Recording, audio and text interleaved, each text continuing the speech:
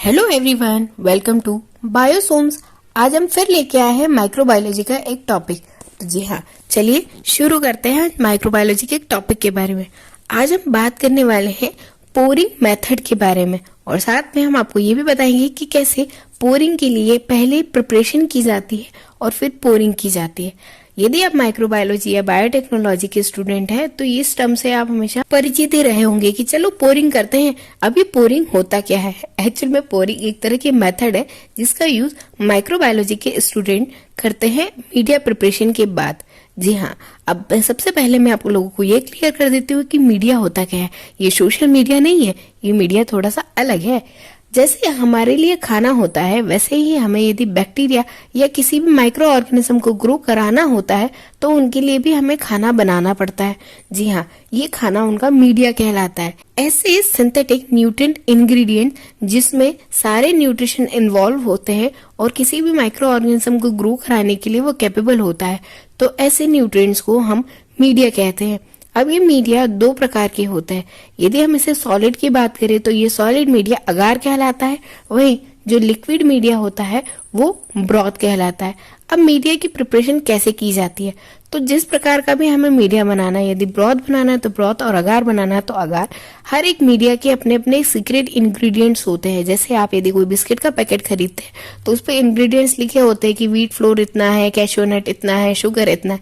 वैसे ही हर एक मीडिया का अलग अलग कंपोजिशन होता है और उसी कंपोजिशन के हिसाब से उसे डिसॉल्व या प्रिपेयर किया जाता है। तो मैं एग्जांपल देती हूँ न्यूट्रिएंट अगार मीडिया का। न्यूट्रिएंट अगार मीडिया एक बेसिक मीडिया होता है जिसमें हर प्रकार के माइक्रो ऑर्गेनिज्म ग्रो हो सकते हैं। स्पेशली ये मीडिया बैक्टीरिया के लिए होता है। अब न्यूट्रिएंट अगार मीडिया का कंपोजिशन इस तरह से है कि उसे 28 ग्राम घोलना होता है 1 लीटर पानी में। तो जी हाँ, जिस तरह से हमें जितना ml मीडिया बनाना है उस हिसाब से हम उसका काउंटिंग कर लेते हैं और मीडिया को प्रिपेयर कर लेते हैं। अब मीडिया प्रिपरेशन का जो लेक्चर है वो लिंक में दिया हुआ है कि कैसे मीडिया प्रिपेयर किया जाता है और क्या क्या इंग्रेडिएंट्स लगते हैं। तो मीडिया प्रिपेयर करने के बाद उसे स्टेराइल करना जरूरी होता है। तो स्टेराइल करने के लिए हम ऑटोक्लेव नामक यूनिट का यूज करते हैं। ऑटोक्लेव वाला लेक्चर भी आप हमारे लिंक में या हमारे चैनल पर देख सकते हैं कि ऑटोक्लेव किस तरह से काम करता है। ऑटोक्लेव हो जाने के बाद मीडिया को पेट्री प्लेट्स में ट्रांसफर किया जाता है और इसी ट्रांसफर को हम पोरिंग कहते हैं। यदि अगार मीडिया है तो उसे पेट्री प्लेट में ट्रांसफर करेंगे और यदि ब्रॉथ मीडिया है तो उसे ट्यूब्स में ट्रांसफर किया जाता है। अब ये जो ट्रांसफॉर्मेशन होता है, यानी जितना ट्रांसफर करना होता है वो यदि ब्रॉथ है तो हमारे ट्यूब के साइज के अकॉर्डिंग करेंगे, और यदि अगार है तो 15 to 20 ml हम मीडिया को उसमें ट्रांसफर करते हैं। जब हम उसे ट्रांसफर करते हैं तो इसे पोरिंग कहा जाता है।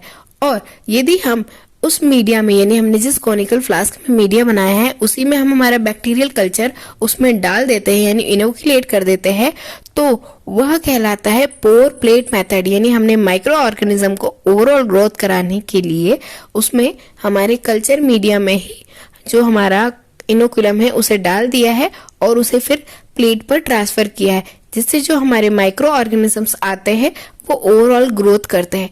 इस मेथड को पोर प्लेट टेक्निक कहा जाता है। आई होप कि ये लेक्चर आपके लिए यूजफुल रहा होगा और इंटरेस्टिंग भी रहा होगा। तो प्लीज वीडियो को लाइक कीजिए, शेयर कीजिए और चैनल को सब्सक्राइब कीजिए। थैंक्स फॉर वॉचिंग, और इससे रिलेटेड वीडियोस के लिए बने रहिए बायोसोम्स के साथ।